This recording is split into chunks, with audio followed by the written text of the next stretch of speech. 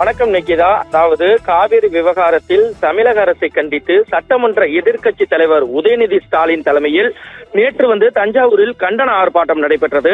இந்த ஆர்ப்பாட்டத்தில் தமிழக முதல்வர் விஜய் குறித்து உதயநிதி ஸ்டாலின் பேசிய கருத்து பெரும் சர்ச்சையை ஏற்படுத்தியுள்ளது. இதற்கு காங்கிரஸ், பாஜக மற்றும் தாவேகாவினர் கடும் கண்டனம் தெரிவித்துள்ளனர்.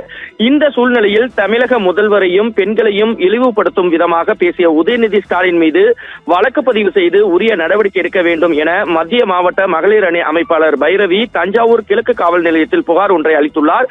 புகாரின் அடிப்படையில் 9 பிரிவின் கீழ் காவல்துறையினர் வழக்கு பதிவு செய்து இன்று காலை வல்லம் துணை கண்காணிப்பாளர் காயத்ரி, திருவிடைமருதூர் காவல்துறை கண்காணிப்பாளர் அழகேசன், கிழக்கு காவல் ஆய்வாளர் மணிகண்டன் ஆகியோர் தலைமையில் சென்னையில் உதயநிதி ஸ்டாலினை கைது செய்து தஞ்சாவூர் மகிழா நீதிமன்றத்திற்கு அழைத்து வருகின்றனர். இந்த சூழ்நிலையின் காரணமாக தற்போது தஞ்சை நீதிமன்றத்தில் போலீசார் குவிக்கப்பட்டு வருவதால் மிகப்பெரிய பரபரப்பை ஏற்படுத்தியுள்ளது. மேலும் திமுக கட்சியினை சேர்ந்தவர்கள் அங்கு சேர்ந்த ஆர்ப்பாட்டத்தில் ஈடுபடலாம், மேலும் பல்வேறு கட்ட போராட்டத்தில் ஈடுபடலாம் என்ற நோக்கத்தில் போலீசார் பாதுகாப்பு பணியில் தஞ்சை நீதிமன்றத்தில் பலப்படுத்தியுள்ளனர்.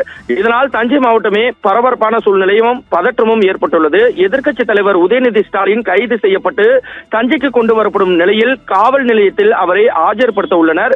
கிழக்கு காவல் நிலையத்தில் வழக்கு பதிவு செய்யப்பட்ட நிலையில் சட்ட ஒழுங்கு பிரச்சனையை ஏற்படாமல் இருக்க அவசரமாக சச்சிதானந்த மூப்பனார் தெரு பகுதியில் அமைந்துள்ள தெற்கு காவல் நிலையத்தில் தற்போது ஆஜர்படுத்துகின்றனர். போலீசார் தற்போது பேரிகார்டு அமைத்து பாதுகாப்பு பணியில் தற்போது ஈடுபட்டு வருகின்றனர். மேலும் தஞ்சை மாவட்டம் முழுவதும் 1000க்கும் மேற்பட்ட போலீசார் தற்போது குவிக்கப்பட்டு வருகின்றனர். நிக்கிதா.